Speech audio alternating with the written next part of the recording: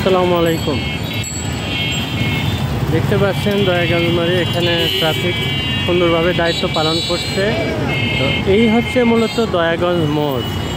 তো এই মোড়টাতে দেখেন একটা ট্রাফিক আছে, এখানে সে একবার ওই পাশে যাচ্ছে একবার এই পাশে যাচ্ছে। এই হচ্ছে বর্তমানে দয়াগঞ্জ মোড়ের অবস্থা।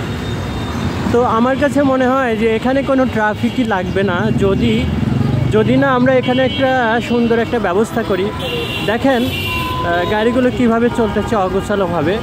তো এইগুলো কি নিয়ন্ত্রণ আসলে করা সম্ভব নয়। ওই পাশে আর একজন ট্রাফিক দেখা যাচ্ছে।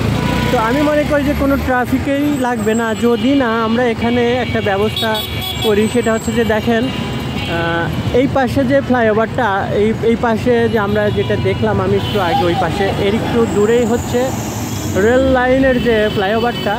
ঠিক একইভাবে এখানে যদি একটা ছোট্ট ফ্লাইওভার করে দেওয়া যায় তাহলে দেখা যাবে যে এই পাশের গাড়িগুলো যে কোনো এক সাইডে হয় আপনার যাত্রাবাড়ি থেকে যে লাইনটা আসছে সেটার থেকে আপনার যেটা গেছে হচ্ছে আপনার গ্যান্ডারিয়ার দিকে, যদি এইদিকে একটা ছোটো ফ্লাইওভার করা যায়, অথবা যদি এই যে এই পাশ থেকে আসছে যেটা আমি যেটা দেখাচ্ছি এই দিক থেকে যদি এইদিকে ওই পাশে যদি আরেকটা ছোটো ফ্লাইওভার করে যে কোনো এক সাইডে যদি একটা ছোটো ফ্লাই করে দেওয়া যায় তাহলে দেখা যাবে যে কোনো গাড়ির জন্য দাঁড়িয়ে থাকবে না।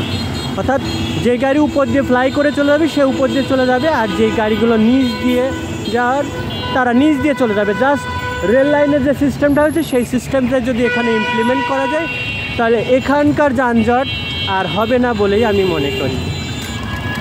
ঠিক আছে, এই ছিল বর্তমান আপনার দয়াগঞ্জের অবস্থা। দেখেন গাড়িগুলো এইভাবে চলতেছে, কিন্তু আসল বাস্তবতা হচ্ছে যদি এখানে একটা ছোটো ফ্লাইওভার করে দেওয়া যায় তাহলে কোনো গাড়ি দাঁড়িয়ে থাকবে না। গাড়ি এক সাইডের গাড়ি উপর দিয়ে ফ্লাই করে চলে যাবে, অন্য সাইডের গাড়ি নিচ দিয়ে চলে যাবে।